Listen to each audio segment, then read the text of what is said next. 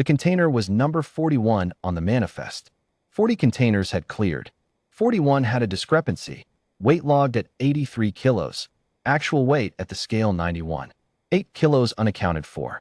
I popped the seal myself because Davin was on his break and I had nothing better to do at 1700 on a Thursday at Keth Crossing, the least consequential checkpoint on the Orth corridor.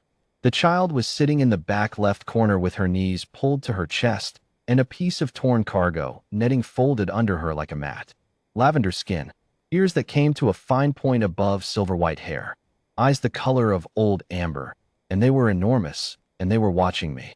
She did not move. She did not make a sound. I stood there for 4 seconds. Then I reached in and lifted her out, and she weighed almost nothing, and she let me. I carried her to my booth and sat her on the counter and gave her the half portion of flatbread I had not eaten from lunch. She took it in both hands and ate it in small, careful bites without taking her eyes off me. I pulled up the manifest on my terminal. Container 41, machine parts, grade 2 industrial, consigned to a routing address in the Orth secondary market district that I already knew was a shell. The shipper line was blank.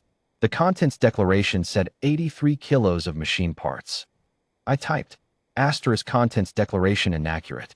1 juvenile, species Velhari, unmanifested, no documentation present. Logged under Frontier Welfare Statute 7, Article 3, found minor, unaccompanied. Logged by Castle, R. Badge 4418. Time, 17:09, asterisk. The statute was 40 years old. Nobody had invoked it at Keth Crossing in my 17 years there. It still existed because nobody had bothered to repeal it, and in frontier law that means it still has teeth. I hit submit, and the system assigned her a case number, FW 7-3-0044. Then I put her name in the system. I did not know her name, so I typed Velhari child, found, and I went back to processing the remaining 6 containers on the manifest while she sat on my counter and ate my flatbread and watched the lot. The runners came back at 1820. 2 of them. Orth Syndicate, which I knew from the clan mark on the taller one's collar. A small braided cord in the Syndicate's rusting gray. They were polite about it. The tall one said there had been a clerical error. A juvenile ward of a Syndicate-affiliated family had been accidentally loaded. They were here to collect her and apologize for the inconvenience. I said, she is logged under FW 7-3-0044.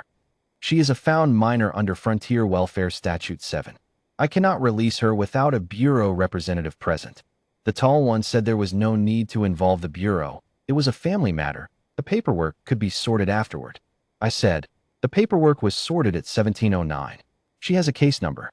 Touch her, and you're touching a filed record. And interference with a filed record under the statute carries a crossing level hold on every container you move through this checkpoint for 90 days. They looked at each other. They left. The child had not moved from the counter. She was watching the door where they had been standing. I said, you're okay.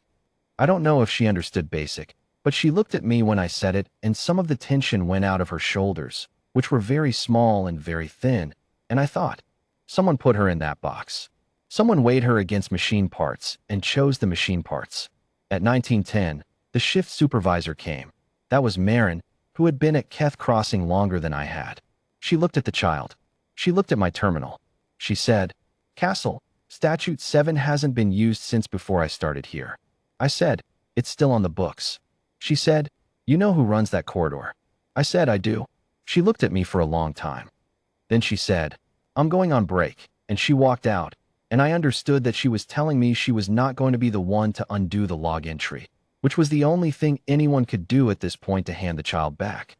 At 2100, a syndicate legal proxy arrived. She was very well dressed, and she had a document on a tablet that she said established wardship of the child under Orth Civil Compact, which she said superseded Frontier Welfare Statute 7 by virtue of the Orth Frontier Trade Agreement of 2031. I read the document. I read it carefully. Then I said, the trade agreement governs commercial goods. She is not a commercial good. She is FW 7-3-0044. The statute predates the agreement, and the agreement contains no welfare exemption clause. You're welcome to file a supersession challenge with the Bureau, but until the Bureau rules on it, she stays logged and she stays here. The proxy said, You are a checkpoint officer. You have no authority to make that determination. I said, you're right. I have no authority. I have a 40-year-old statute, a filed case number, and a terminal that's still on. If you want to argue jurisdiction, argue it with the Bureau. Their overnight line is open. She called someone. She stepped outside. She came back and said something would be arranged and left. I gave the child the emergency ration pack from my drawer, the one I kept for long nights. She ate the protein bar first and then held the rest, looking at it like she was deciding whether to trust it. My shift ended at 2200. Davin was my replacement, and Davin came in at 21:55 looking tired. And he looked at the child on the counter, and he looked at the case number on my screen, and he said, "Castle, I'm not taking that log." I said, "I know. I'll stay." He said, "You've been here since 0700. I said, "I know." He logged in on his own terminal for his own shift and did not touch mine, and that was how he handled it. The runners came back once more at 2340, and there were 4 of them this time, and they stood at the barrier and looked at me and at the child and at the terminal and at me again. I looked back. I did not stand up. I did not raise my voice. I had 17 years at this crossing, and I knew every procedure and every camera angle, and I had already flagged this case to 3 separate bureau departments when I filed the log, which I had not mentioned to anyone because no one had asked. The 4 of them stood there for a while. Then they left. The child had fallen asleep on the counter somewhere around 2200. I had folded my jacket and put it under her head. She slept with one hand pressed flat against the counter surface, fingers spread, like she was making sure the ground was still there. At 0310, a Frontier Welfare Bureau inspector named Advocate Shiravan arrived from the regional office with a case tablet and a travel mug and the look of someone who had been woken up and did not mind. She read my log entry. She looked at the child. She said, "You used Statute 7. I said it was there. She said, "Nobody uses Statute 7. I said I did. She documented everything. She photographed the container, the cargo netting mat, the manifest with the blank shipper line. She noted the 2 runner visits and the proxy visit in her own log. She said, "This is going to take a few weeks to resolve through the Bureau. She'll need a welfare placement in the interim." I said, "I have a spare room." Vaughn looked at me. I said, "I live 8 minutes from here. I have a spare room. I am a 17-year crossing officer with a clean record. I will take interim placement." She processed the interim paperwork at my terminal at 0330 while the child slept. She filed it at 0347. She handed me a copy and said, "Don't go anywhere without notifying the Bureau." I said, "I won't." She left at 0401. I looked at the child sleeping on my folded jacket on the counter of Booth 4 at Keth Crossing in the gray before dawn. Case number FW 7-3-0044, Velhari found. 17 years I had worked this crossing. 41 containers on a Thursday manifest. 8 kilos unaccounted for. There are things you do not hand back. I woke her gently, and she came awake quickly, the way children do when they have learned that sleep is not always safe. And she looked at me with those amber eyes, and I said, "You're coming home with me for a while. It's going to be okay." She considered this.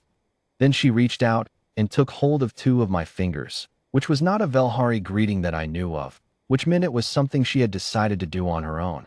We walked out into the morning.